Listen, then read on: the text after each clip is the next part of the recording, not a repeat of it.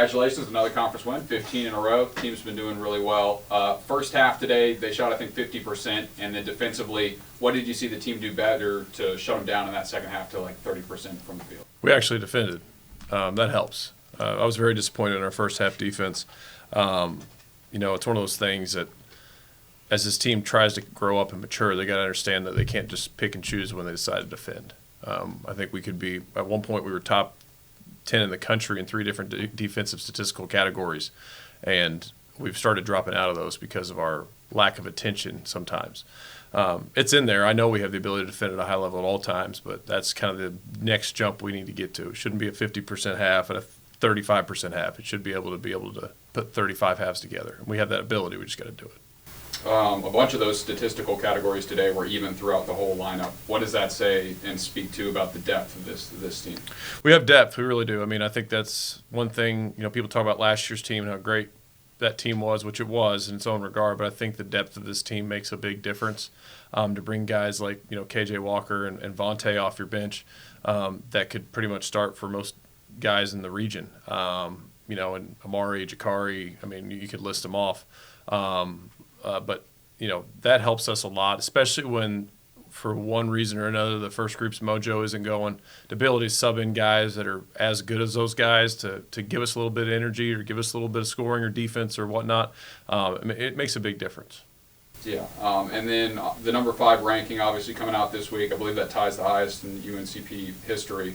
How do you kind of tune out that noise and focus on the team down the stretch? Just got to worry about getting better in practice tomorrow. All right, Chris.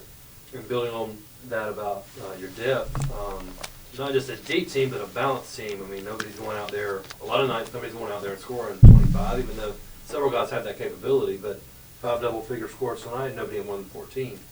So, how much does that help you guys be as efficient as you've been here lately, offensively, when it's that balanced? It's really helpful because you don't just have to count on one guy to make shots. If someone's off in the first group, we got a guy coming off the bench that's shooting as good of a percentage that can provide that firepower to you. I think the thing goes with defense as well. Not just scoring, but if you got a guy coming off your bench that can defend just as well as that first group, I think that gives you the ability to not only be successful in possession-to-possession areas, but also in the breadth of a game. It helps you be able to get a foot ahead of the opponent if you have those guys coming off your bench. And Elijah, the double-double tonight. What went well for you to be able to achieve that? I just went to go get the ball every time. Like, I know I'm capable. I can really do that every game if I really want to. But, I just got to have the mindset to keep doing that. So, yeah. And Javonte, there was a little stretch in the second half there where and this run took you guys from 11 ahead to 19 ahead, and you had 6 of those points. So, can you describe putting the team on your back there and scoring all those points in that key spot in the game? We just needed a boost.